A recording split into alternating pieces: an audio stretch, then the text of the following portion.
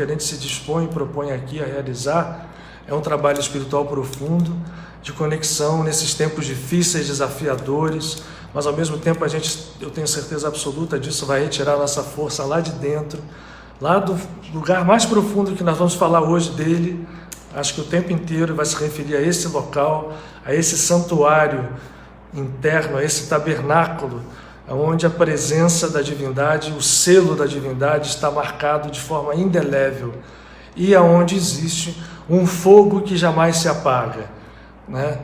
Os santuários de pedra podem ser construídos, podem ser destruídos, porque a matéria passa, mas esse fogo dentro do santuário mais profundo que nós temos dentro de cada um de nós, esse jamais se apaga. Ele pode até ficar ali escondido, né, oculto, entulhado pelas nossas características egóicas que a gente adora colocar, né, como cascas, como cortinas, como aparatos, como qualquer coisa que feche a luz de entrar e de sair, né?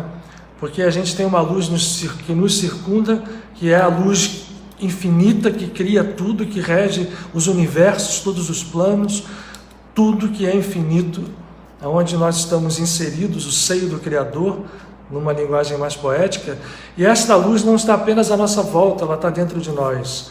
Então a gente fecha tanto para a luz que vem de fora, quanto para a luz que está aqui de dentro. Uma não sai e a outra não entra. E nós vamos construindo a nossa idolatria particular, individual e coletiva.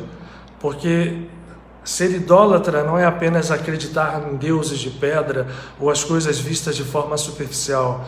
Ser idólatra é nós projetarmos a divindade profunda que existe dentro de nós na ilusão do nosso ego.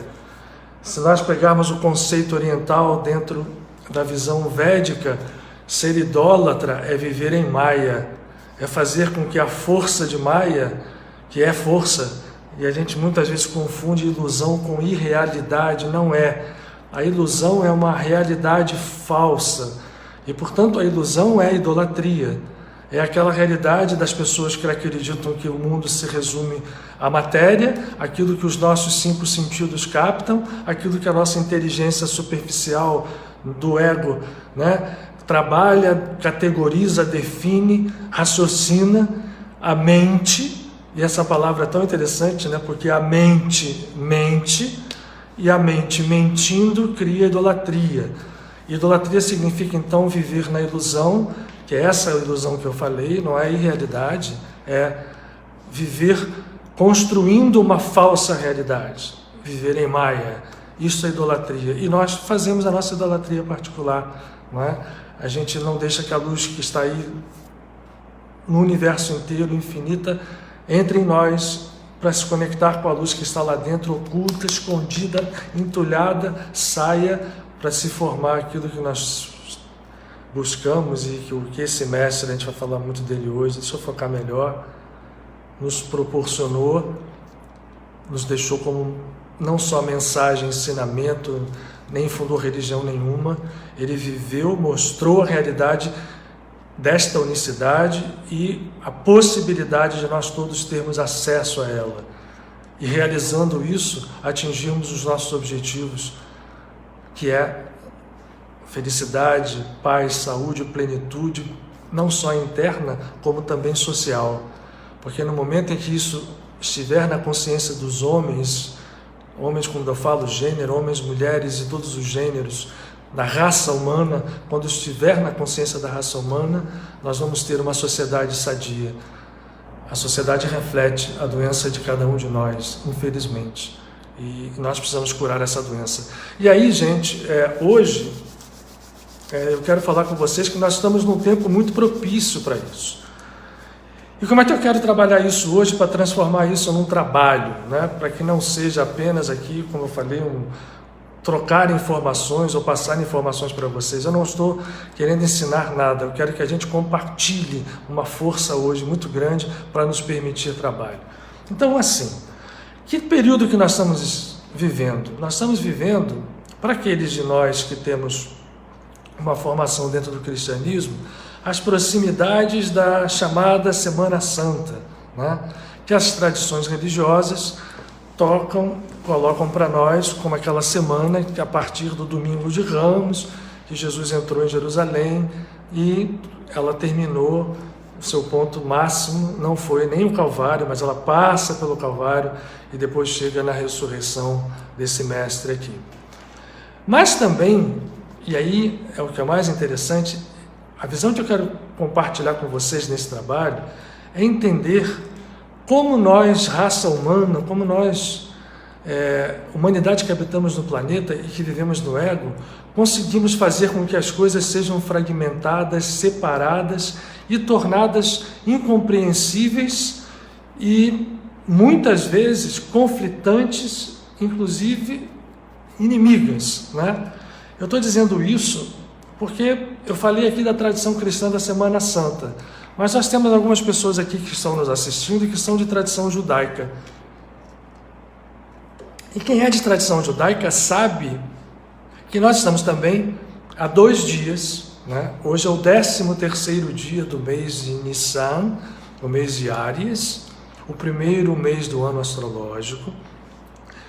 13º dia no calendário hebraico, no calendário que é utilizado pela tradição espiritual cabalista, que é o calendário lunisolar, mas estamos no início também já do mês de Áries, que no calendário solar, só solar, começou agora em 20 de março, né? Mas ainda qualquer das duas visões hoje coincide. Mas olhando por esse lado da tradição hebraica, como eu estava falando, a gente está no 13º dia do mês de Nissan e vamos chegar ao 15º dia, e como esse calendário é lunisolar, o 15º dia de todos os meses desse calendário são dias de lua cheia, do 14º para o 15º dia.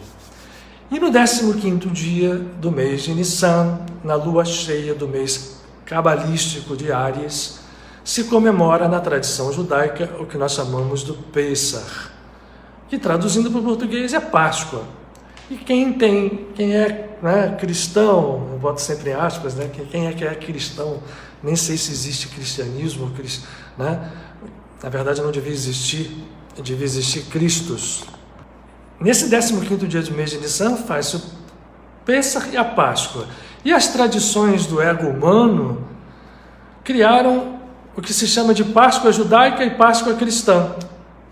E muitas vezes, eu digo a vocês com toda a convicção de estar certo, que a maioria absoluta das pessoas que estão nesses dois lados aparentemente diversos, o cristão e o judeu, não sabem que essas duas tradições que a gente chama de Páscoa cristã, Páscoa hebraica, são uma coisa só, são um só processo energético, são só um processo de expressão da energia infinita que, em tempos cíclicos, anualmente chega ao nosso planeta para nos trazer informações kármicas e informações ao mesmo tempo que nos possibilitam nos libertar do karma. Vejam o que eu estou falando para vocês. São duas faces de uma mesma moeda. Todas essas energias que vêm a nós durante o chamado ano, né, que é a revolução da Terra em torno do Sol, ciclicamente nos trazem energias que podem ser kármicas. Por quê? Porque confirmam o nosso caminho kármico, o que nós plantamos estamos colhendo, ou trazem, no outro lado da face, uma possibilidade muito real de nós nos libertarmos destas energias kármicas. Parece às vezes até confuso, mas isso é o fato. Principalmente porque, vou focar melhor ele de novo então, esse nosso grande mestre que está aqui, Yoshua Bar Yosef, Jesus de Nazaré, fez da sua vida, ele que nasceu dentro de uma tradição hebraica, seus pais José, Yosef e Miriam, Maria, eram judeus extremamente seguidores de coração, não apenas à superfície, das tradições espirituais do seu povo.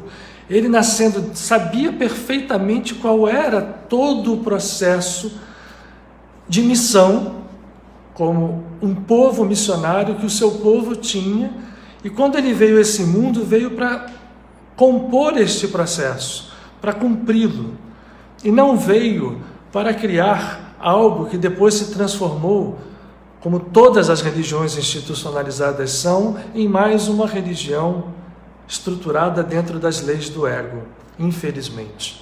Até porque quando ele veio a esse mundo, na tradição do seu povo, esta tradição espiritual estava de certo modo sufocada por aquela religião que comandava naquele momento histórico o Templo de Jerusalém. É importante que a gente diga isso para que a gente entenda o que eu vou falar hoje aqui.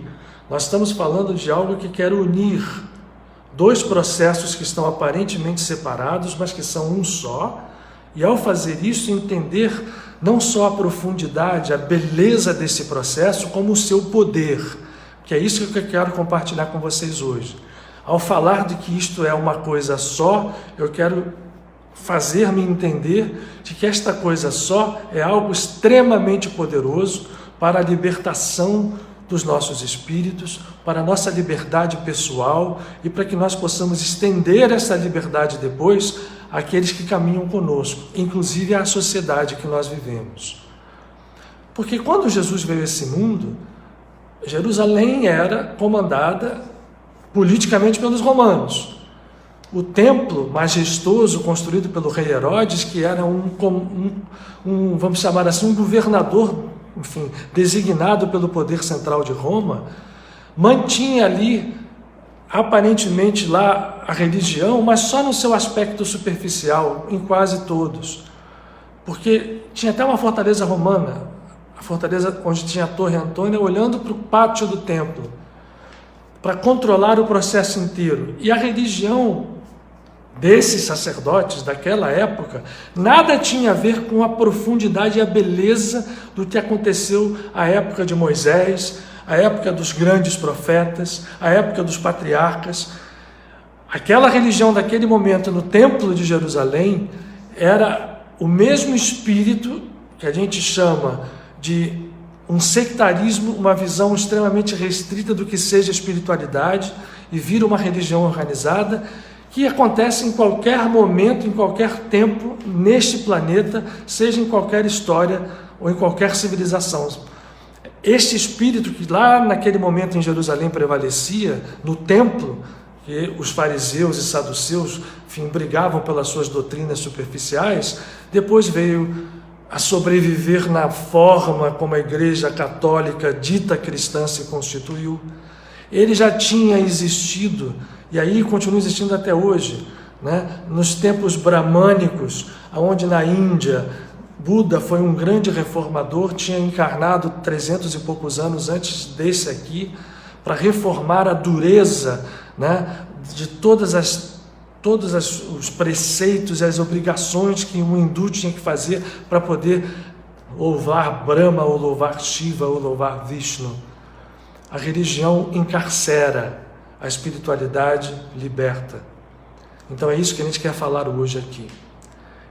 E aí eu vou ter que falar que esse Pêssar hebraico, que vai acontecer na lua cheia do mês que nós estamos, que é o mês de Áries, o mês de Nissan, agora na noite de sábado, iniciando um período de 7 dias, que é assim que se comemora o Pêssar.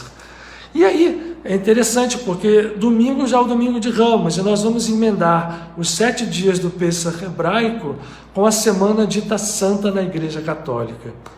Só que isso, as duas tradições, tem gente que não sabe nem que Jesus é judeu, e tem judeus que não têm a mínima ideia de que toda a tradição que está ali expressa no cristianismo tem uma raiz comum com eles. Pode até parecer que sim, porque a Bíblia cristã, por exemplo, né, tem lá o Antigo Testamento, onde está a história, mas a religião cristã coloca de uma forma uma supremacia quase opressora, né, de que Jesus veio para instituir alguma coisa e criou um povo diferente. Os judeus são um povo secundário que precisa se converter ao cristianismo. Jesus nunca falou isso. E a visão de uma espiritualidade verdadeira não contempla esse tipo de conceito, de conversão, de superioridade, de prevalências. A espiritualidade verdadeira vive com um só conceito, a unicidade. E unicidade diz já um. O que é um? O que é um? Um não admite diferença. E é isso que a gente precisa reconquistar, resgatar nesses tempos difíceis que nós vivemos. É isso que eu proponho hoje a vocês nesse trabalho. E eu quero dar um exemplo aqui, né, que no século XX isso já foi bastante tentado. Um daqueles que fez um trabalho maravilhoso foi o nosso grande, amado Guruji Paramahansa Yogananda, refletindo o trabalho do seu mestre Sri Yukteswar, do seu guru, porque Sri Yukteswar lançou um livro onde ele faz a comparação entre a unidade das escrituras védicas do Bhagavad Gita, dos Vedas, de toda aquela tradição, com aquilo que era e foi trazido por Jesus de Nazaré. Isso foi feito por Sri Yukteswar, ele foi feito por Paramahansa Yogananda. O que nós estamos tentando aqui com muita humildade é mostrar uma coisa que tinha que ser até muito mais clara, porque você pegar uma tradição hindu e mostrar que o Bhagavad Gita e o Evangelho dizem a mesma coisa, é muito difícil, mas eu fico muito impressionado como não se consegue perceber a unidade da espiritualidade, que une tudo aquilo que Jesus fez com aquilo que a tradição toda dos seus ancestrais havia feito em termos e em níveis espirituais.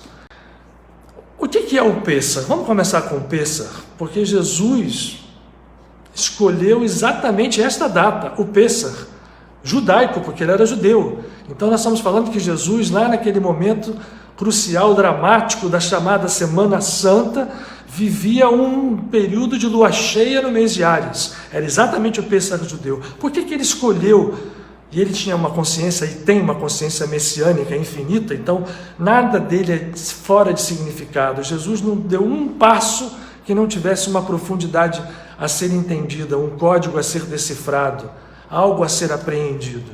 Então por que ele escolhe aquele período exatamente para fazer o seu movimento, né, e entrar em Jerusalém, se entregar, né, ao sacrifício, para depois mostrar que aquele que tem uma consciência desperta, nem a morte pode, ninguém pode, nem tampouco atingi-lo.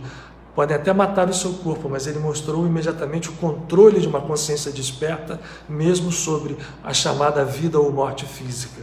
Ressuscitou. Então, gente, vamos lá, primeiro para entender que festa é essa do Pêssar. Vocês, eu acredito que ao final dessa nossa conversa, vocês vão ficar alguns surpresos com certos detalhes que a gente foi acostumado, quem foi criado no cristianismo, e ver como estão ligados à história do Pêssar, né, hebreu. O Pêssar, eu falei isso aqui até na outra semana, já anunciando esse encontro, ele é a celebração do dia em que, depois de 400 anos de escravidão, o povo hebreu se liberta dessa escravidão do Egito. Essa é a história. E como é que é essa história? Para vocês lembrarem. Moisés, que havia, né, os hebreus já eram escravos, depois que José esteve lá, se transformou no chanceler, trouxe o seu pai para lá, eles cresceram, viraram escravos. E aí, né, 400 anos depois, um menino nasce e havia uma previsão. Moisés, né, tem aquele Moisés das crianças, vai naquela cesta, é criado dentro da tradição egípcia, até que ele sabia que ele era hebreu, né, um dia ele tem uma divergência, mata um egípcio e foge, e aí ele vai ser chamado pelo Eterno para libertar o seu povo. Essa é a história. Essa história, gente, eu já falei isso aqui e repito sempre para que vocês não divirjam as interpretações. Toda a história superficial é apenas a parte superficial mesmo, é a roupa de códigos profundos que vão se valendo dos personagens históricos para entrar em arquétipos. E eu falava aqui ano passado, em outras lives, que esses arquétipos, Moisés, Abraão, o próprio Cristo que vive em Jesus, são arquétipos que vivem dentro de cada um de nós. Cada um de nós tem o Moisés dentro de nós. Cada um de nós tem os egípcios dentro de nós. Então, falado isto, Moisés, depois de ser chamado, de relutar, volta para o Egito, sai do deserto e vai pedir ao faraó para libertar o seu povo. O faraó diz que não vai, não vou, e aí o Eterno começa a mostrar o poder para que ele se convença a libertar. e acontecem aquilo que nós chamamos das 10 pragas. 10, viu gente? Não são 7. Então, são as 7 pragas do Egito, não são 7, são 10 pragas. E o número 10 existe porque tem um significado muito profundo. Moisés chega, as 10 pragas acontecem, e na última praga, que é a praga mais dura, e inclusive ela quando a gente olha, né? Por que Deus vai matar os primogênitos dos egípcios? Que maldade, inclusive do faraó, né? Por isso a gente precisa entender o código profundo que está por aí. Primogênitos são os filhos do nosso ego, porque Egito em hebraico, a palavra é Mitzraim. Mitzraim significa estreiteza, prisão, né, de consciência, escravidão de consciência. E os primogênitos dos egípcios, ou seja, Egito é ego, é o domínio do ego, é a terra do ego. O Egito histórico não, o Egito simbólico. E esse Egito, que é a terra do ego, vai ter, de repente, um movimento violento que vai permitir com que aquele povo que estava ali se liberte. E a última praga mata o primogênito, a cria mais profunda do nosso ego. Qual é a cria mais profunda do nosso ego? O ego tem vários filhos, mas o maior deles é ele se achar alguma coisa que ele não é. Muito bem. O momento dessa libertação se dá numa noite. E Moisés recebe uma ordem para dizer o seguinte: vocês vão sair do Egito agora, preparem-se, recolham um cordeiro e dá as características todas do cordeiro como ele devia ser. Esse cordeiro deve ser sacrificado, cordeiro pascal, comido numa ceia. Vocês vão fazer isso por sempre, por todo sempre. Vocês vão pegar o sangue desse cordeiro e passar na porta, nos portais, marcá-las, porque nessa noite o anjo da morte vai passar no Egito e vai matar os primogênitos. Foi a última praga. Quando isso acontecer, o faraó vai mandar vocês saírem, porque nenhum hebreu vai morrer, protegidos pelo sangue do cordeiro, que vai estar nos seus portais. Portanto, o anjo da morte vai saltar. Pesar significa salto sobre. Muita gente fala que Pessah é passagem, é uma das traduções. Porém, a tradução mais próxima para o nosso entendimento aqui é este salto. O anjo da morte salta por cima de todo o povo e naquela noite eles são instruídos a preparar as coisas deles, fazerem pães sem fermento, e a gente vai falar disso agora o tempo inteiro. Esses pães sem fermentos devem ser levados e eles vão sair do Egito e vão em direção ao deserto, e vai acontecer toda aquela história que vocês sabem. Vai haver o recebimento da Torá, da lei, no alto do monte Sinaí, e vão vagar 40 anos pelo deserto até a terra prometida, e essa história toda é um código profundo. Ora, isto aconteceu 1.300 anos, mais ou menos antes de Cristo, 1.400 anos antes de Cristo. Depois o povo realmente chega na terra, vai ter um período de apogeu no reinado de Davi e Salomão, vai ter o templo, mas nós estamos hoje olhando daqui a 2 dias, na noite de sábado, esta lua cheia, porque esta noite é onde os primogênitos foram mortos, e aonde o anjo saltou por cima, porque estavam os portais marcados com o sangue do cordeiro.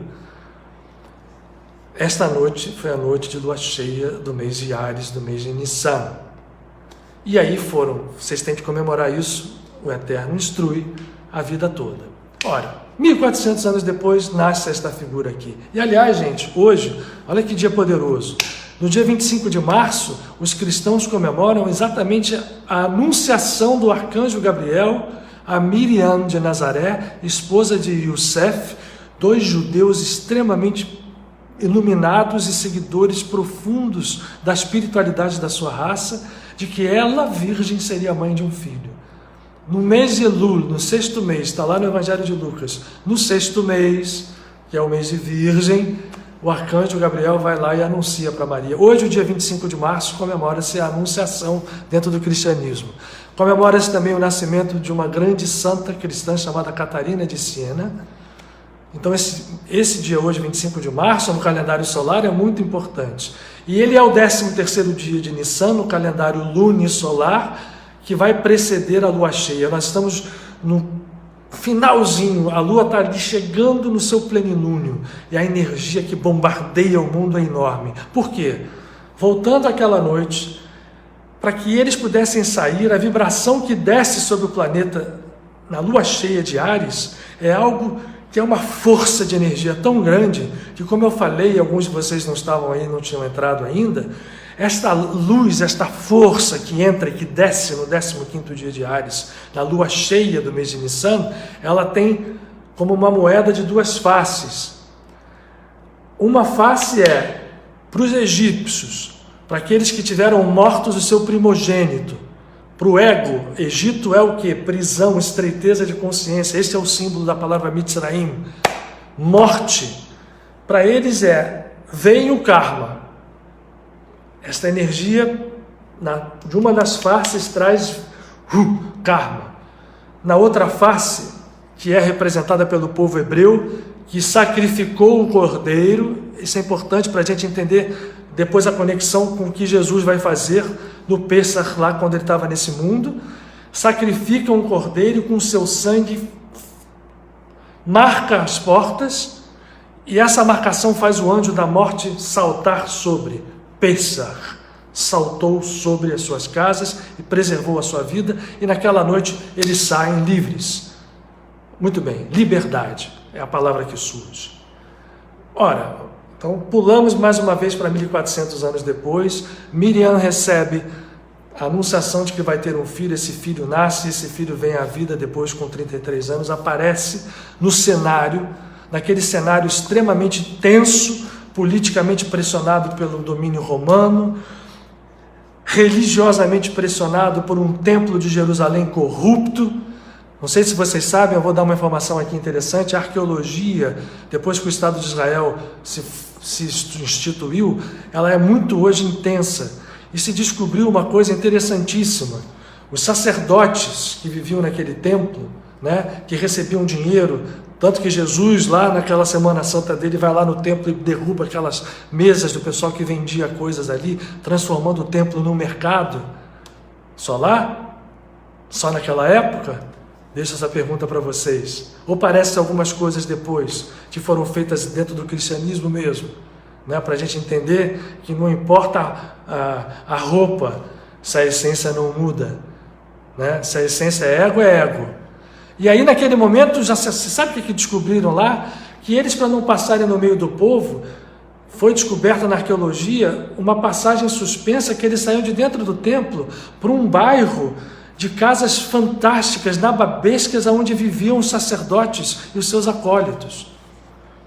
Ora, Jesus vem para esse cenário, começa lá na Galileia, num lugar onde diziam: o que pode vir de bom da Galileia?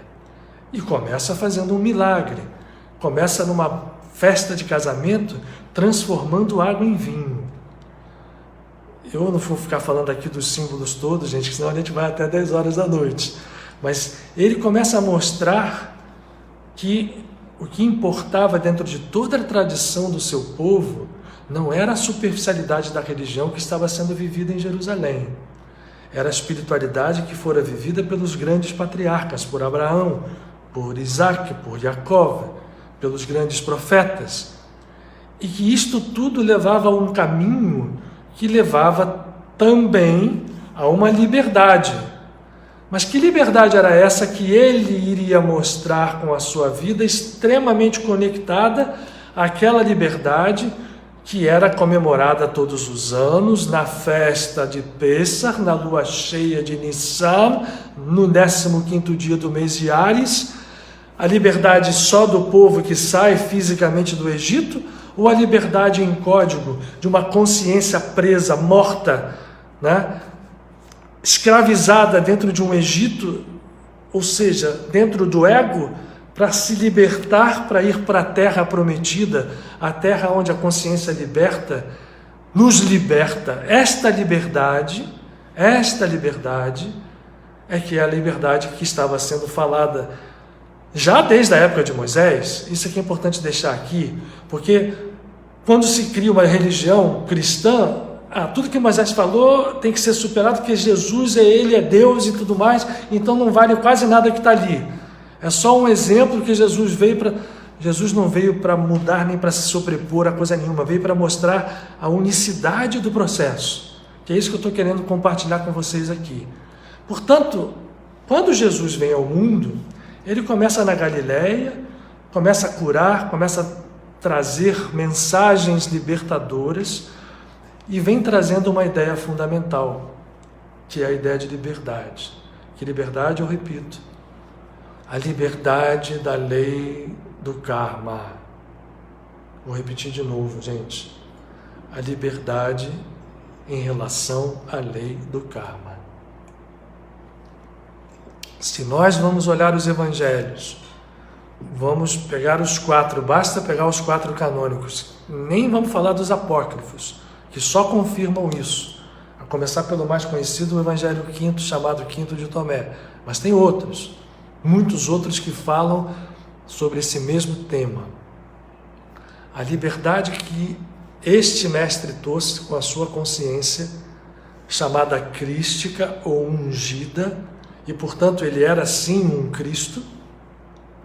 O detalhe só eu vou entrar um pouquinho depois, porque ele especifica bem o que é ser o Cristo, ele, e o que é ser o Cristo que dorme, mas que pode ser real e vivo e pleno em cada um de nós. Voltamos para cá. Ele vem em 3 anos se mostrando como um profeta poderoso ressurgindo com grandes sinais, curas e curas, vai a Jerusalém várias vezes, volta. E aí, 3 anos depois que ele inicia esta sua vida pública, que impactava todo o contexto da Palestina da época, dominada pelos romanos, politicamente, repito, e religiosamente por aqueles sacerdotes corruptos do templo, Jesus prega uma doutrina que mostra a liberdade do karma, que se conquista por que caminhos? O caminho do amor incondicional. E este amor incondicional, incondicionalmente atrelado ao perdão. Incondicional. Que por sua vez era embasado no não julgamento prévio. De maneira que, ao não julgar, eu não condeno nem absolvo e eu posso amar. No primeiro momento eu ainda julgo, então eu posso e tenho que perdoar, depois eu nem perdoar preciso mais, porque o amor substitui o processo por inteiro. Ao realizar esse estado, a consciência do ser se expande, ele se torna um ser, e aí a física quântica moderna nos deu dicas enormes para isso, apesar das pessoas abusarem, eu sempre falo disso, dos conceitos da mecânica quântica. Muita gente não entende nada de mecânica quântica e fala de mecânica quântica por aí, mas dentre os conceitos que a mecânica quântica nos traz, um dos mais importantes é o conceito da não linearidade. As coisas não avançam em forma linear, elas andam em processos que muitas vezes nós não conseguimos perceber com a nossa concepção atual de que matéria exista, de coisas assim, tempo, espaço. A mecânica quântica e a visão de Einstein que tempo e espaço são uma entidade absolutamente única, fala absolutamente em concordância com o que esse mestre aqui, 2000 anos antes, dizia. Você pode ter o karma mais intenso, você pode ter caminhado pela lei kármica de ação e reação, fazendo isso se expressar no tempo e no espaço relativos, por não sei quantos anos, milhares, milhões, centenas, mas você terá sempre a oportunidade de se libertar, e esta liberdade, ele codifica isto, pode se dar num tempo, em relação a todo aquele tempo que você viveu o karma, mínimo. Olha só o raciocínio que eu quero compartilhar com vocês. Eu posso ter vivido no karma centenas, milhares de anos, colhendo frutos de ações e reações, ora boas, ora más, como o Buda fala numa roda de Sansara, evoluindo muito parcamente, mas evoluindo de uma forma dolorosa, a dor vem para me curar, e a gente acha que isso é a única lei do universo, que Deus instituiu isso, e a gente vive enclausurado. Isso é Egito. Aí chega um mestre que pega toda aquela tradição do povo, dizendo assim: como é que foi a nossa libertação do Egito? Ela se deu, foram 10 pragas, sim, claro, mas o fato se deu em uma noite. Significa aquela noite como o ápice de uma multidão. Essas 10 pragas são o movimento da consciência. E a consciência, quando faz um movimento, ela pode se libertar de milhares de anos kármicos em tempos muito curtos. Foi isso aqui que esse mestre veio trazer para nós. Ele não precisava falar de karma. A lei do karma já estava ali. Buda já tinha falado de karma, porque karma é um conceito que existe há milhares e milhares de anos nas tradições espirituais todas, inclusive na dele. Os judeus acreditavam em reencarnação. O que ele vem trazer, e ele vai mostrar isso ao longo dos seus 3 anos de vida, e vai levar ao ápice no que se chama a Semana Santa, na festa de Pêssar, porque 2 coisas. Ele sabia que toda a lua cheia do mês de Nissan, do mês de Áries, como esta que nós estamos agora repetindo esse ano, todos os anos isso acontece, existem fendas espaço-temporais que fazem com que energias de caráter informacional vinculadas a nós individualmente, a cada um de nós na sua história pessoal e nas histórias compostas por aqueles que compõem as nossas famílias, até a história composta de toda a humanidade planetária, esta bombardeio energético, como eu falei, tem 2 faces. A face aonde o karma vem e a gente não fez nada, a gente continua reagindo. Ação e reação devia ser reação e reação, porque a minha ação já é uma reação. Entendam isso. Nós quase todos hoje estamos reagindo, não estamos agindo. E isto vem num rodo, a gente não faz nada, esse bombardeio de energia desce na lua cheia do primeiro mês do ano astrológico e chancela o nosso karma.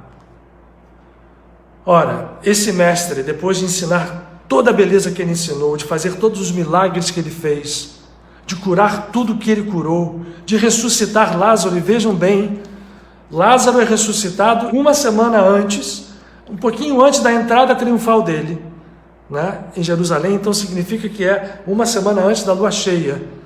Lázaro vai ser ressuscitado, trazido de volta à vida, para mostrar que nem a morte é algo impossível de ser vencido, e não vamos discutir isso agora, por um conhecimento e por uma consciência desperta. Ele curou todos os tipos de doença, e ele ressuscitou mortos, ele ressuscitou pessoas, no sentido, ele passa uma outra passagem também, no seu caminho para Jerusalém, ele vai fazer o que todo judeu fazia naquela época, ia para Jerusalém na Páscoa. Ele aprendeu isso com seus pais, Yosef e Miriam, para poder fazer o quê? Chegar no templo, comprar o cordeiro para ser sacrificado, os sacerdotes sacrificavam, ficavam cheios de grana, e a pessoa fazia aquilo como um rito superficial, a maioria delas. Mas ele fez esse movimento para mostrar que, por trás daquela aparência que tinha ficado tão cristalizada numa religião, que tinha virado uma religião apenas exploradora dos conceitos superficiais, naquele momento no Templo de Jerusalém, essa era a religião, ele queria mostrar que havia uma espiritualidade profunda acontecendo ali, e que todo mundo que desprezasse isso continuava preso no Egito. O que ele queria mostrar é que o Egito da nossa consciência, esse Egito que nos prende, que nos escraviza, podia ser rompido em Pêssar. A liberdade poderia acontecer e romper todos os laços de escravidão se nós nos preparássemos para tal. E ele foi em direção a Jerusalém, ele ressuscita Lázaro e ele passa na casa de Zaqueu. Zaqueu era um publicano, um cobrador de impostos, explorador de pessoas. Cobrava impostos do seu povo para passar para os romanos e ficava com um pedaço. Qualquer semelhança é mera coincidência. O que Jesus faz? Nesse caminho dramático final, aonde ele vai em direção ao Pêssar, para Jerusalém, ele para na casa de Zaqueu. Zaqueu era pequenininho, era baixinho, e Zaqueu sobe num sicômoro para querer ver Jesus, porque Jesus já era muito famoso. E Jesus, que tinha uma consciência desperta, passa na multidão e para e diz assim: Zaqueu, desce dessa árvore, que eu quero não só falar com você, como hoje eu vou jantar na sua casa. Eu acho que a essa hora os seus discípulos já estavam acostumados com ele, porque Jesus rompia tradições uma em seguida da outra. Nesses 3 anos ele tinha trazido Mateus, que era outro publicano, para o seu quadro de apóstolos mais próximo. Levi ou Mateus era um dos 12. Ele tinha trazido Maria Madalena para perto dele e outras mulheres, coisas que não se fazia naquela época. Ele tinha quebrado tradições, mostrando, por exemplo, que o Shabat não era algo que devia ser feito como se nós estivéssemos fazendo algo. O Shabat não foi feito, o homem não foi feito para o Shabat, ele dizia. O Shabat foi feito para o homem. E o Shabat é um momento fora do tempo e espaço, não é para ficar cumprindo coisas ou proibindo coisas. Então ele vinha quebrando isso tudo. Já deviam estar acostumados com ele, porque quando ele chega, manda um publicano terrível descer da árvore e vou jantar na sua casa. Tá bom, o cara já, né, já entendemos quem é ele. Parecia que sim. E vão jantar. E aí ele diz: Zaqueu, hoje eu vou jantar na sua casa e você vai entrar no reino. E ele diz assim: Mestre, todo mundo que eu prejudiquei eu vou devolver tudo 2 vezes mais ou 4 vezes mais. Quero fazer isso. Ele diz assim: Zaqueu, você faz muito bem, porque é assim é que se rompem os laços que nos prendem. O que ele está querendo dizer ali? Quando a gente faz esses movimentos, a gente pode dar junto com eles, se eles vêm de dentro para fora, não de fora para dentro, saltos, eu vou usar a palavra, quânticos de consciência.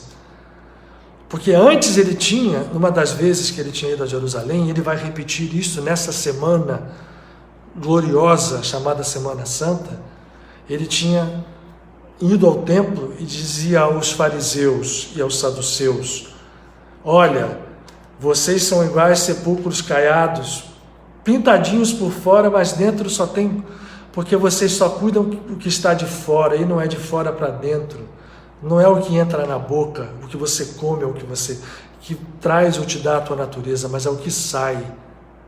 Então, se a gente faz esse movimento de dentro para fora, como fez Zaqueu, eu posso dar saltos quânticos de consciência e desfazer milhares de anos de karma. Vejam o que eu estou falando para vocês. Pode parecer heresia para muita gente ortodoxa, mas o karma pode ser vencido sim, em movimentos de consciência.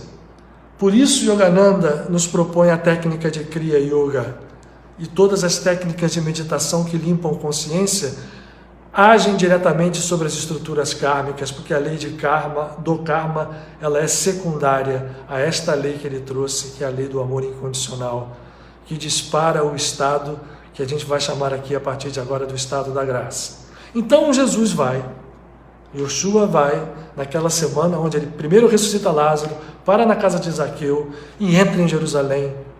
Na semana, naquele mês de Nissan, da lua cheia para a festa de Pêssar. O que nós estamos fazendo hoje? Hoje nós estamos no 13º dia do mês de Nissan. Há 2 dias da lua cheia, Jesus entra, é tratado como Messias, né? Se canta para ele o Salmo 118, bendito é aquele que vem em nome do Senhor, Baruch haba b'shem Adonai, Barachonechem. E ele, com as palmeiras, com as palmas, saudam, e ele fica 1 semana indo ao templo, derrubando os fariseus, dizendo coisas a todos eles, para deixar todo mundo corado, que vale para os religiosos de todos os tempos, porque os fariseus daquele momento se replicaram depois, como não, né? Nas outras tradições, inclusive na tradição religiosa cristã. Os fariseus existem até hoje, porque farisaísmo significa ego. O que ele dizia dos fariseus? Vocês já têm a sua paga, vocês vão lá para o primeiro lugar das... Vocês dizem assim, eu já dei o meu dízimo, eu estou de roupa bonita, eu estou botando os meus teflim, que são bonitos, os meus... Está aí, está escrito isso exatamente no Evangelho. Os meus tzitzit são as franjas, são douradas, eu vou para o primeiro lugar, eu me exalto, eu sou isso, eu sou aquilo, eu sou melhor, eu fiz isso, eu fiz aquilo. Você já recebeu a sua paga. que é o reconhecimento dos homens. Mas olha para dentro de você e vê o que você enxerga. Se realmente dentro de você existe o que você está dizendo de fora, da sua boca para fora. E por aí vai. Essa semana é densa e o pessoal aí, o que resolve? Da mesma forma como anos mais tarde os sacerdotes católicos começaram a matar todo mundo na Inquisição, esses sacerdotes resolvem dar o cabo a esse mestre. Só que tentaram, se vocês querem saber, tentaram mais de uma vez. Só que um ser como Jesus, no nível de consciência que ele vivia e vive, tem poder de se desmaterializar. E ele fazia isso. E as pessoas ficavam de uma forma... Como é que ele sumiu daqui? De repente ele estava aqui, não está mais. Porque ele dizia, só vão encostar a mão em mim na hora que eu permitir. E Jesus vai levando essa semana densa e tensa com ensinamentos maravilhosos, onde ele fala, onde ele mostra, onde ele cura, onde ele expressa no átrio do templo tudo aquilo que um ser de consciência divina está. E aí chega o Pêssar. Chega o dia da lua cheia. 2 dias antes, ele chega para os seus apóstolos e diz assim, porque o que ele fez? Ele entrava em Jerusalém, entrou triunfalmente, todas as noites eles saíam, ele ficava no alto do Monte das Oliveiras, recolhido ali. Depois, no dia seguinte, ele ia para o templo, né? Se bater, falar. Ele que mostrava que o verdadeiro, a espiritualidade do seu povo não estava mais nas mãos daqueles religiosos do templo. A espiritualidade estava oculta na lei, na Torá. E os mandamentos da Torá se resumiam em amar a Deus com toda a sua consciência, com todo o seu coração, com todo o seu entendimento, com toda a sua força, e amar ao próximo, prestem bem atenção, como todo mundo ouviu que uma conjunção aí que foi posta nas traduções, como a ti mesmo, não é isso que a gente ouve? Pois em hebraico não existe esse a ti mesmo. A frase hebraica diz, amar a Deus de todo o coração, de todo o seu entendimento, de toda a sua consciência, de toda a sua força, e amar ao próximo como ti mesmo. Faz uma diferença bem grande. Porque se eu amo como a ti mesmo, eu estou amando a mim, isso é egóico. Eu estou saindo fora para amar a mim mesmo. Aí eu posso amar só a mim mesmo e esqueço de amar o próximo. Mas, se eu amo o próximo como a mim mesmo, não, como eu mesmo, como mim mesmo, como eu mesmo, para dar uma força. O que eu estou entendendo aqui? Que eu e o próximo somos um só. Se eu amo como mim mesmo, ou como eu mesmo, eu não estou me diferenciando mais do próximo. Porque se eu me diferencio para amar o próximo como a mim mesmo, olha como é que eu estou me diferenciando mesmo. Estou me diferenciando do próximo e de mim. Eu estou partindo, eu estou virando ego. Eu estou pecando. Isso é o pecado. Isso é o pecado original. Portanto, quando eu amo o próximo como eu mesmo, se eu consigo chegar nesse grau de consciência, eu cumpri, como disse Jesus, toda a Torá e todos os mandamentos. Está feito. E é isso que ele veio mostrar. E ele escolhe essa data, 15 de Nissan, e diz aos seus apóstolos, entrem na cidade, procurem uma pessoa assim, assim, e diga que vá na casa do seu mestre, e diga que o meu mestre, Jesus, quer comer o ceder de Pêssar na sua casa. E assim é feito, isso é descrito em 2 evangelhos. Em 3, na verdade, Lucas, Marcos e Mateus. Porque ele diz, eu quero muito comer este ceder de Pêssar com vocês. Ceder de Pêssar, o que é isso? Até hoje, as famílias judaicas agora, nesse exato momento, estão se preparando para o ceder de Pêssar, que vai ser sábado à noite, depois dos Shabbats. E o que é o ceder de Pêssar? O que se faz no ceder de Pêssar? Agora que eu quero mostrar para vocês coisas que certamente as pessoas não sabem, porque foi uma separação tão absurda, um divórcio tão grande, um esgarçamento do que é uno tão grande, que levou a conflitos, levou até hoje, né? De parte a parte, não se entendem judeus, cristãos, essas duas palavras não têm sentido nenhum na sua superfície. O que foi? Ele queria fazer a sua tradição. Hoje, as famílias hebraicas vão sentar na mesa no sábado à noite e vão usar dois instrumentos os mais sagrados dentro do Seder. O que é Seder? Ceia. Ouviram falar alguma coisa parecida que Jesus fez com seus apóstolos? A última ceia. Mas essa última ceia ficou tão divorciada do Seder de Pêssar que ninguém sabe que isso é, nem judeu sabe, nem cristão sabe. E continuam-se, a maior parte, se acreditando uns superiores aos outros, como se fossem coisas diferentes. Pois ele diz, eu quero muito comer esse Seder, que eu vou dizer agora que sábado eles vão se reunir. As famílias judaicas para uma ceia, para uma série de passos, são 15 passos, eu não vou falar deles aqui, mas o que é mais importante nessa Seder de Pêssar são duas coisas, o vinho e o pão.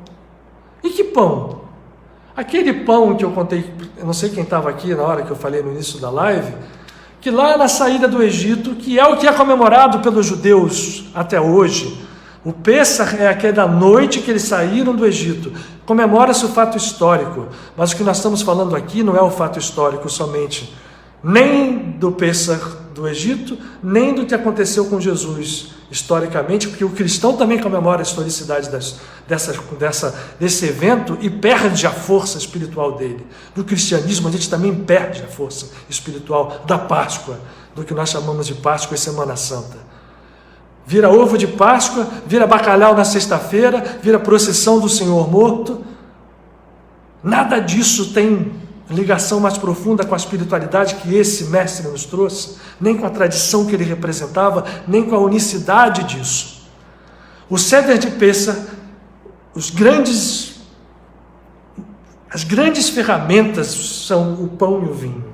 As famílias fazem, judaicas, movimentos, são 15 passos, mas elas tomam 4 copos de vinho e cortam o pão ázimo, que foi quando os judeus saíram do Egito, levaram o pão sem fermento.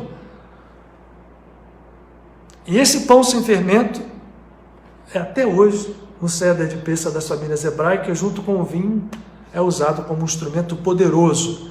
Para alguns apenas ritual. Para cabalistas que entendem a profundidade do que eu estou falando, existem cabalistas cristãos também, viu? Na verdade não devia existir cabalista A ou B.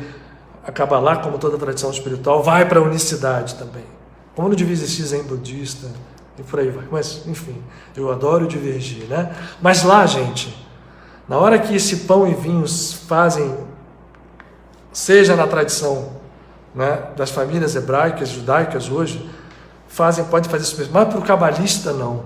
Quando ele pega o vinho, faz os movimentos do Kiddush, recita as bênçãos, quando ele pega a matzah, que é o pão sem fermento, e quebra, e passa, e faz o afikoman, aquilo tudo é visto como um receptor para esta energia, para esta força que bombardeia o planeta na lua cheia do mês de Áries, podendo nos libertar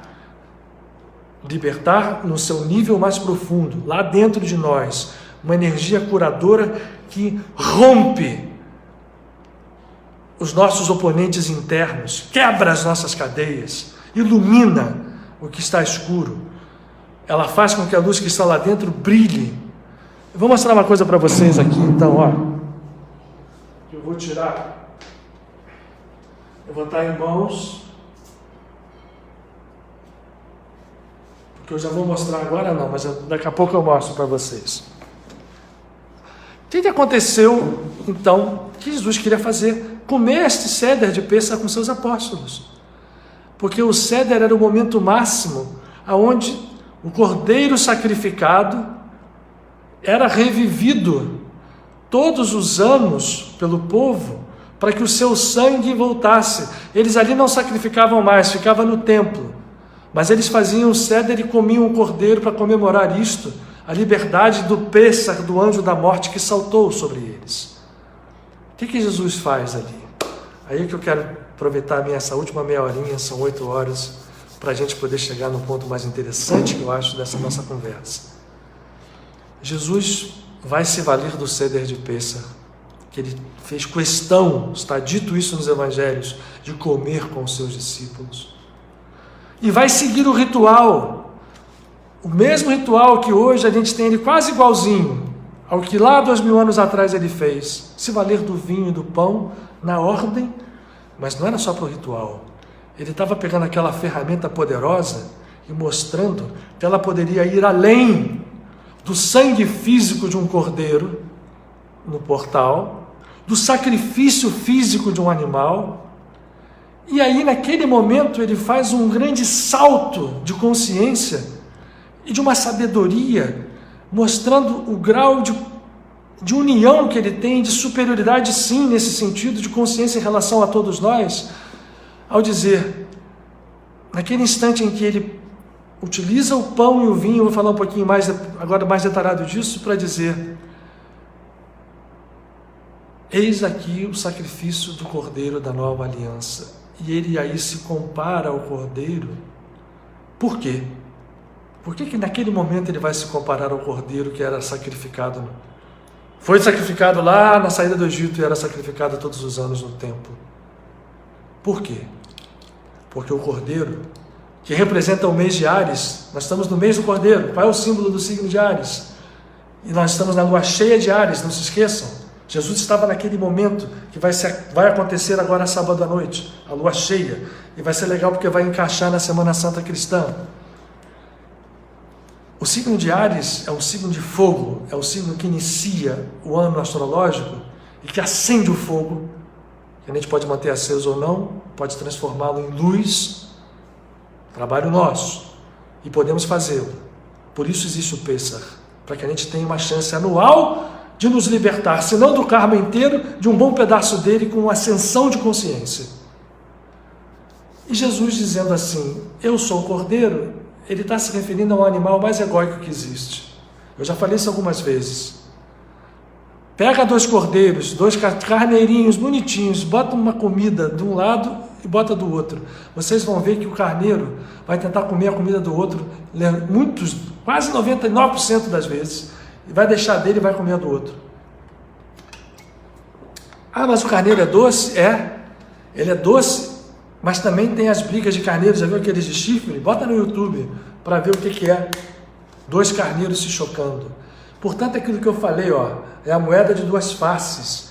Áries, e essa energia vem trazendo essas 2 faces. O bombardeio que nós estamos recebendo agora, por isso que a gente está passando ainda mais um ano como esse.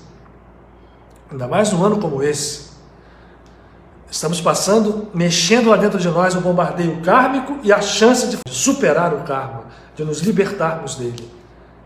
Aí Jesus pega no Pêssar, no primeiro momento ele levanta o vinho, pega o cálice, vocês vão ver, ele vai passar o cálice no Pêssar de hoje, até hoje tem 4 passagens. Os evangelhos descrevem 2. A primeira no início, que é o primeiro movimento de qualquer ceder de Pêssar em família judaica.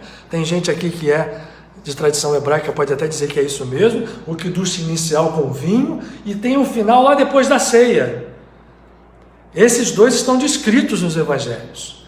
E no meio tem a matzá, o pão, e ele pega o vinho primeiro e diz assim, eis o cálice da nova aliança. No primeiro momento ele não fala no sangue. Tomai e bebei todos vós. E esse cálice é misturado com água. Vocês vão ver que, eu vou pular aqui um pouquinho, que ele diz assim, fazei isso em memória de mim, na tradição católica virou a missa. Aí a Eucaristia, que tem um poder enorme, porque realmente, seja na lua cheia de Áries, como nós estamos, seja em qualquer momento do ano, usar pão e vinho é usar 2 instrumentos poderosíssimos, receptáculos de vibração espiritual. O pão, que reflete as estruturas físicas que podem captar luz e podem se fazer luminosas, e por isso ele vai comparar logo depois, quando ele quebra a matzá, que isto se faz até hoje. Vai num Seder hebraico para você ver que ela é quebrada em 2 pedaços. Ficou na missa, vocês já viram o que o sacerdote faz com a hóstia grande? Ele eleva a matzá e quebra em 2 pedaços e come um. Tudo isso é resquício daquela tradição, mas a gente não está interessado, eu só estou andando aqui para ilustrar. Eu estou querendo entrar no significado espiritual disso. Ele diz, eis o meu corpo. Ele já tinha escandalizado, está no Evangelho de João, as pessoas lá atrás, umas 2 semanas antes, ao dizer, quem não comer da minha carne e não beber do meu sangue, não está comigo. E aí o pessoal fala, esse cara é maluco, é satanista. Como é que ele está querendo dar a carne dele para comer, o sangue para beber? Sacrifício humano? Muita gente largou Jesus nessa hora. Mas ele não estava falando literalmente. Ele estava falando de quê? Da consciência crística que vive nele,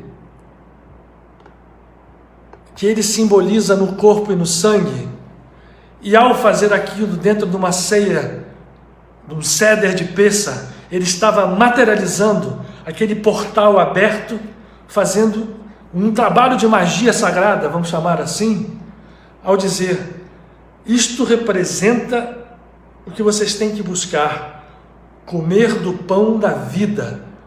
O que é o pão da vida? É o corpo crístico. O que é o corpo crístico? É a nossa verdadeira natureza.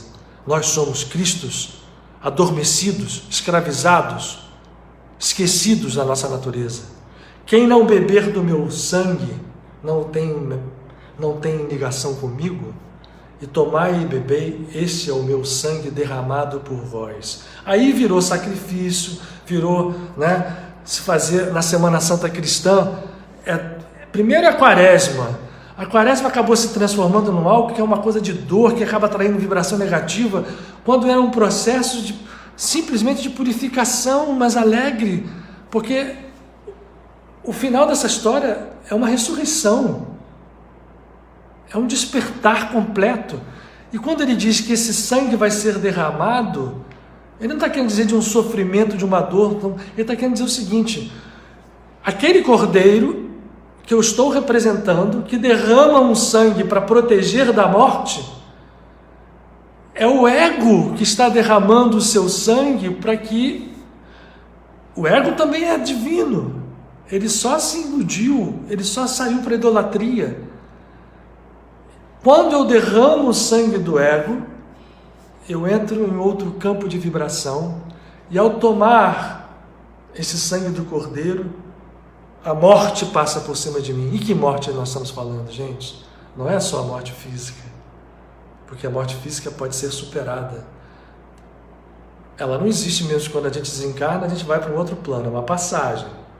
Mas ela pode ser até mesmo superada. Jesus mostrou isso um pouquinho antes, ressuscitando Lázaro. E ele mesmo ressuscitou. O que ele está dizendo? É que morte que ele está dizendo? Sangue derramado por vós para uma nova e eterna aliança. Esse sangue foi derramado para que ao tomarmos o seu sangue, nós saiamos, tal escreveu a Marília, da morte que é a lei do karma. Porque nós vivemos em morte, nós somos mortos, ele mesmo falou. Somos mortos, enterrando mortos, guiando mortos, matando mortos, porque a morte é a característica do estado egóico que nós vivemos. É Mitzraim, é a escravidão do Egito.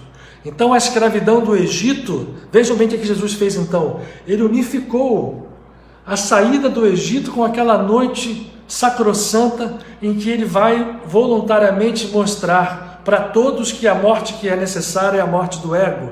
Por isso ele foi para uma cruz em Y, de braços abertos assim. A cruz de Jesus não era grandes videntes, todos viram assim, não a cruz. Essa cruz é uma representação simbólica, e essa cruz em Y significa a árvore da vida, os braços abertos para cima, para o ego ascender. Como é que a gente reza? Como é que Moisés, vocês não estão vendo, mas acredito que meu braço está aberto, Quando a gente está rezando num sentido mais profundo, a gente naturalmente eleva os braços e abre assim. Ele foi assim para que o ego morto desse lugar ao Cristo vivo, que já estava nele, mas ele queria mostrar passo a passo, e por isso disse: fazei isso em memória de mim. Não é apenas para fazer a missa e a gente ir para a missa, né, como eu fui muitas vezes na minha infância, querendo que acabasse, não entendendo o que estava acontecendo ali. Aquilo é um símbolo vivo, e se a tradição cristã diz, o corpo, a presença do Cristo é verdadeira, porque toda a missa se abre um portal. Se as pessoas têm missas de Padre Pio, Padre Pio ficava às vezes 1 hora olhando a hóstia, porque ele sabia o que estava acontecendo ali. Agora, na lua cheia de Áries, que foi o dia que ele próprio escolheu para fazer esse sacrifício, esta obra sagrada, de entregar e de mostrar que nós somos Cristos, aí a energia é mesmo. Então imagine o seguinte, né? Se nós pegarmos a lua cheia de Áries, não importa se eu sou judeu ou se estou cristão, eu estou querendo chegar ao seguinte: o trabalho é o quê? Vamos aproveitar, gente, então, que sábado à noite, essa lua cheia de Áries, escolham qualquer tradição que vocês queiram. Olha o que eu trouxe aqui para vocês verem. Por que se usa o pão sem fermento? Eu estou me esquecendo disso aqui. Porque o pão com fermento é um pão que... Você viu como é que faz pão? É aquele troço pequenininho, você joga o fermento, aquilo cresce. Não aumentou o peso, não aumentou a substância, só cresceu. O pão sem fermento é isso, ó, é uma hóstia. A hóstia é isso, é a representação da matzá. Por quê? Aqui está a essência. Aqui está o que importa, o nome divino. É nesta essência do pão sem fermento que mora a nossa natureza crística. Isto é o meu corpo, assim disse ele. Tomai e comei, rompendo a matzá, o pão sem fermento. Isto é o meu corpo, esta é a minha natureza, sem fermento. Porque os judeus colhem de casa as coisas fermentadas, chamado hametz, que não é fermento, é o que teve fermento. E o que leva a fermento? É o nosso ego. O fermento é basicamente, que ele fala, tomai cuidado com o fermento dos fariseus. Aquilo que o ego cria que não tem substância, só tem fachada, que ganha a sua paga nesse mundo.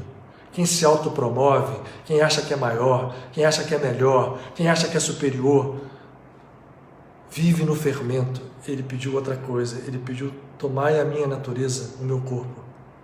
E ao dar o vinho, disse, bebei do meu sangue, daquilo que movimenta a minha vida. Se a gente pudesse fazer uma paráfrase para isso, dizia, sejais vós todos Cristos como eu sou.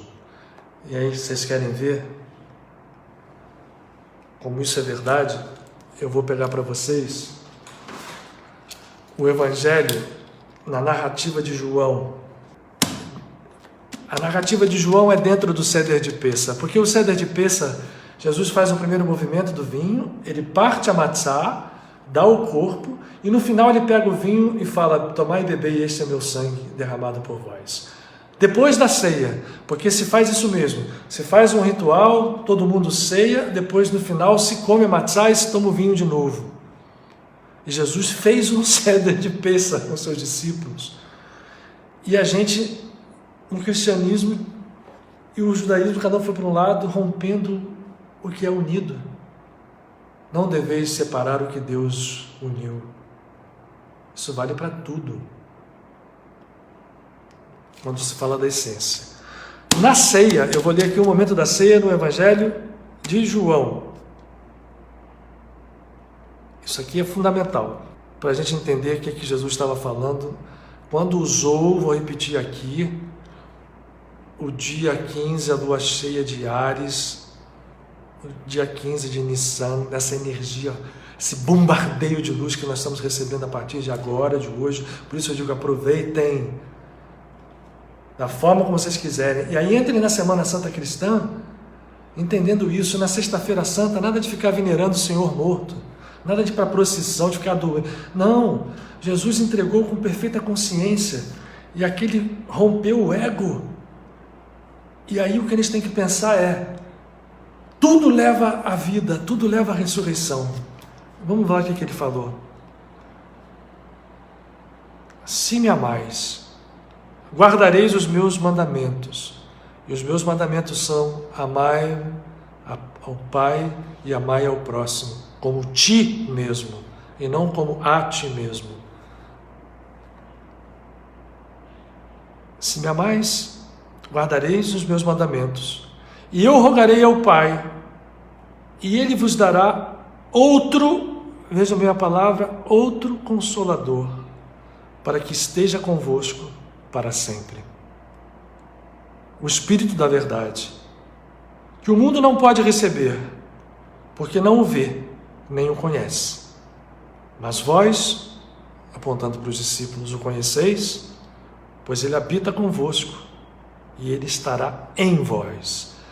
Aí, gente, foi doutrina em cima de doutrina, o Espírito Santo surgiu como uma terceira pessoa. Não vou entrar nesse mérito aqui, mas Jesus está sendo claro. A palavra consolador em hebraico, eu já falei isso 1000 vezes, chama-se Menachem, e é o nome do Messias. O que ele está dizendo? Olha que interessante.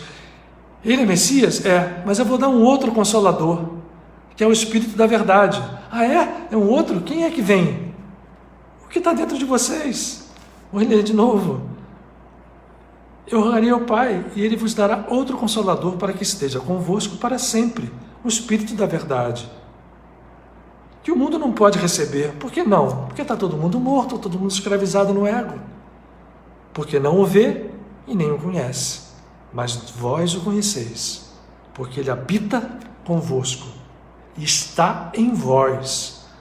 Portanto, Messias é Jesus? É. Mas somos nós? Também podemos ser. Porque ele diz: naquele dia conhecereis que eu estou em meu Pai, e vós estáis em mim, e eu em vós. O que é isso, gente? Não é só a figura física desse mestre, nem a figura histórica sobre o qual se construiu uma religião, tão egóica quanto aquela que estava no templo que ele combatia. Nós precisamos nos libertar disso, e esse tempo de liberdade, não há tempo no ano mais propício do que esses dias que nós estamos vivendo.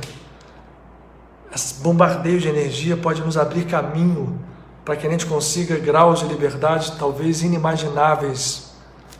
E ele continua o seu discurso dizendo o seguinte: convém que eu vá, porque se eu não for, o Consolador não virá. E o que é o Espírito Santo, gente? O Espírito Santo é exatamente o despertar da natureza divina que somos nós. Aí vale o conceito 3 em 1. Porque o Pai, o Filho e o Espírito Santo, que somos todos quando despertamos. Quando ele vier, convencerá o mundo do pecado, da justiça e do juízo. Olha só, pecado, justiça e juízo, 2 termos que é a mesma coisa, não é não. Do pecado porque não tem fé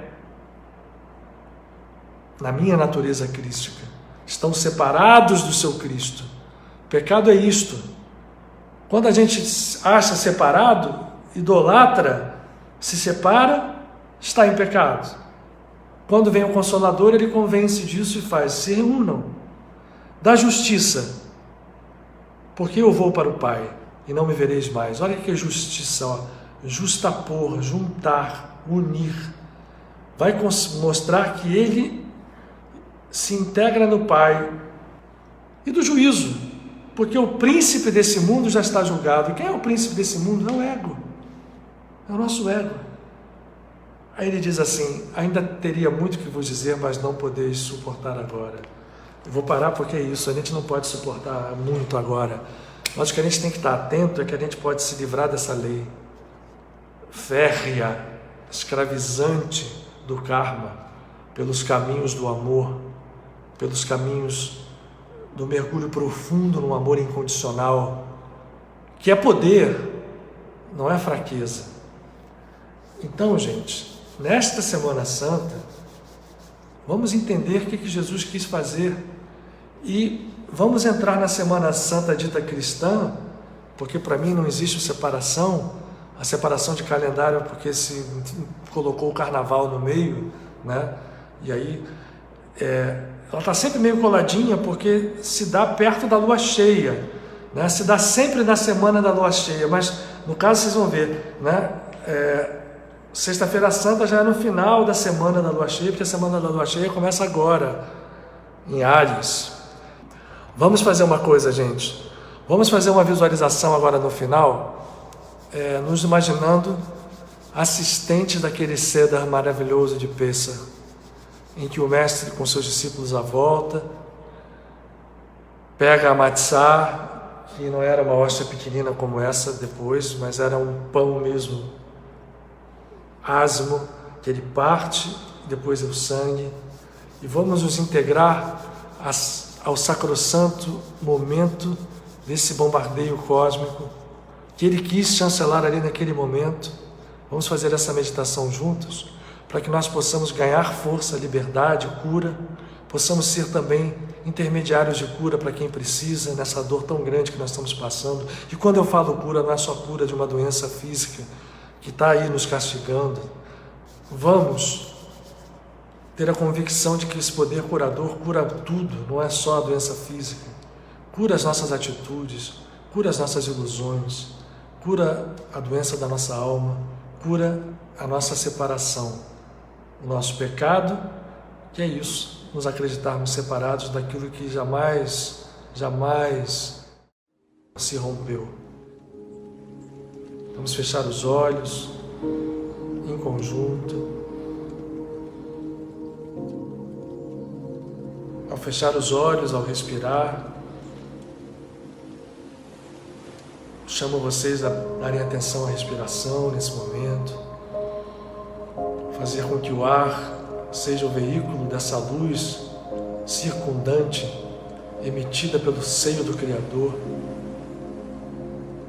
para que ela sirva de cura e não de chancela kármica. Ao respirar, ela penetra profundamente em nosso organismo inteiro, do alto da ponta dos nossos cabelos até o sola dos nossos pés, nos conectando em plenitude a esta presença divina. E vamos sentir que no centro do nosso tórax, lá ali onde está aquele centro vibratório, chakra em sânscrito, que corresponde ao tabernáculo interior, ao templo interno de cada um de nós, lá está uma chama. E esta chama quer crescer, e nós podemos fazê-la crescer com o nosso amor, para ela se conectar a essa luz infinita que nos rodeia. Quando as duas luzes se fazem uma, e essa luz crescendo, ela pode se irradiar no centro do nosso tórax até os nossos pés, e do centro do nosso tórax até o alto da cabeça. E a conexão se dá unindo o que está em cima e o que está embaixo, a Mãe Terra e o Pai Céu, e os dois se fazem um casamento sagrado. Nesse estado, vamos abrir a nossa tela mental, imaginar uma sala iluminada por lamparinas, uma mesa baixa, como se usava naquele momento, e 12 indivíduos com aspecto de hebreus, alguns deles rústicos com linho, túnicas rústicas, uma mesa com pratos, com copos. Não há mais a ceia, e no centro uma figura que nos chama a atenção. Cada um vai imaginar o seu próprio Yoshua Bar Yosef. O que importa é o magnetismo poderoso que este ser, qual seja a aparência que ele tome para nós, vai nos olhar, olhando os seus discípulos. Ele se levanta, seus discípulos fixam nele como nós nesse momento estamos fixando não só o nosso olhar físico, mas os nossos corações, a nossa alma por inteiro. E vamos vê-lo erguendo o pão ázimo, a matzá. Ele ergue e olha para os céus, para por um momento e nós sentimos a vibração curadora que emana nesse momento. Existe uma tensão no ar pelo momento que circundava aqueles homens, como hoje temos tensões que nos circundam. As lutas externas são sempre semelhantes, mas lá dentro, naquele instante, no coração daquele ser que expressa a consciência crística, em alguns daqueles discípulos, e em nós, uma consciência que se une, fazendo com que a oração seja esse elo de ligação do que está embaixo e no alto, porque tudo é um. E vemos esses braços elevados partirem essa matzá e dizer a nós, também aos seus discípulos, tomai e comei.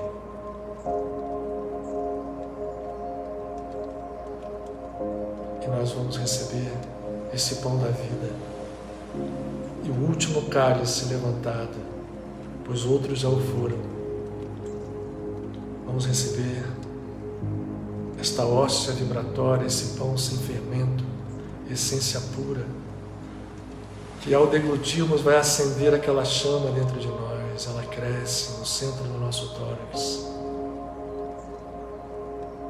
Este ser que é pura luz, é puro amor e é puro poder, eleva agora o cálice.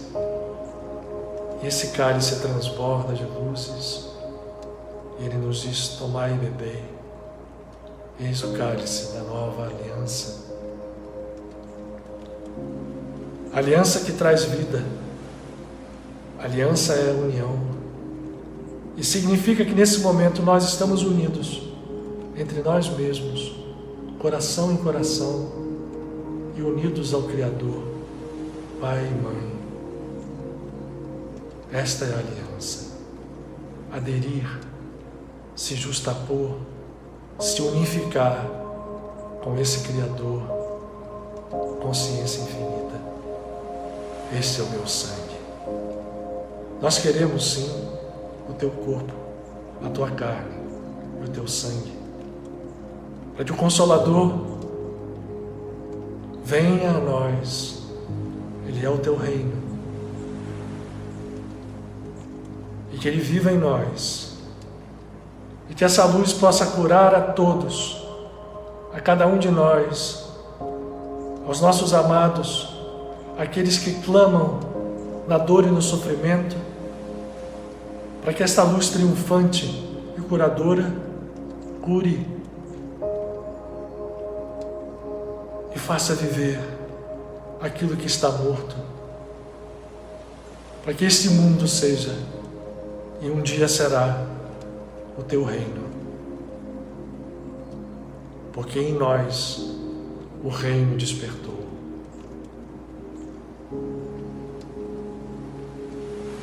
E nós seremos puros no coração, na alma e no corpo.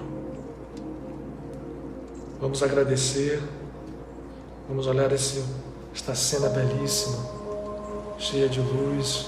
Vamos fazer uma reverência profunda ao Cristo, expressando o nome divino, Ehyeh Asher Ehyeh. Esse nome se grava nas nossas almas, para que nós sejamos também instrumentos dessa vida e dessa plenitude. Em profunda gratidão, vamos respirar para voltar retomando o nosso corpo físico, agradecendo que nós e todos aqueles por quem nós rogamos nesse momento, recebemos, porque tenhamos certeza de que esse trabalho foi feito. Hoje vai haver o trabalho de Antigoécia que vai se conectar nessa noite para o dia de amanhã, e esse trabalho de limpeza profunda vai ser conduzido agora pelos trabalhadores da Casa de Padre Pio, pela falange conectada à unidade também de Frei Luís, de Frei Leonardo. Essa luz vai vibrar também no trabalho de Antigoécia, que que todos possam estar conectados.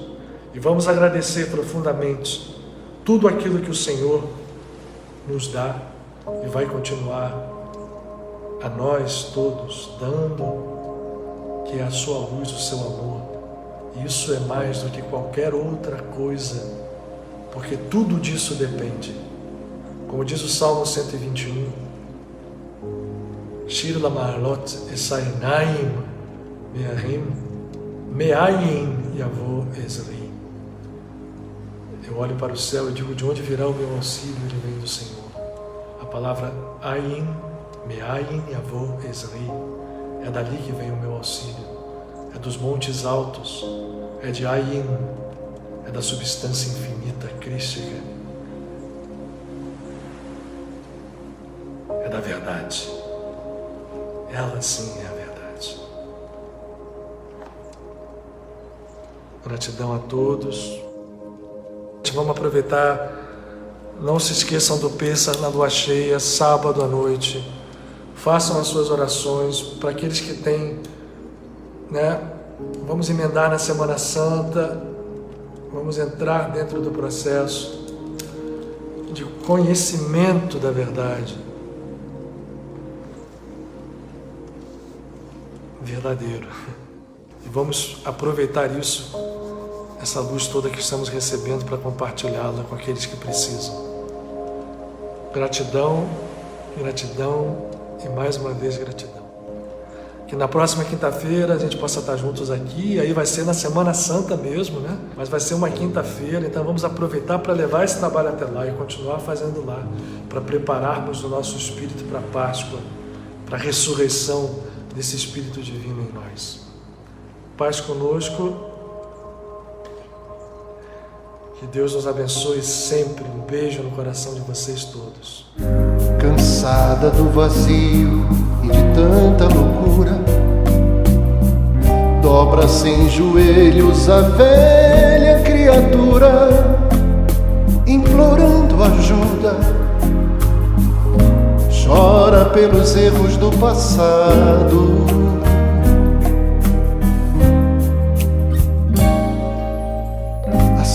Das diferenças, o perdão acontece.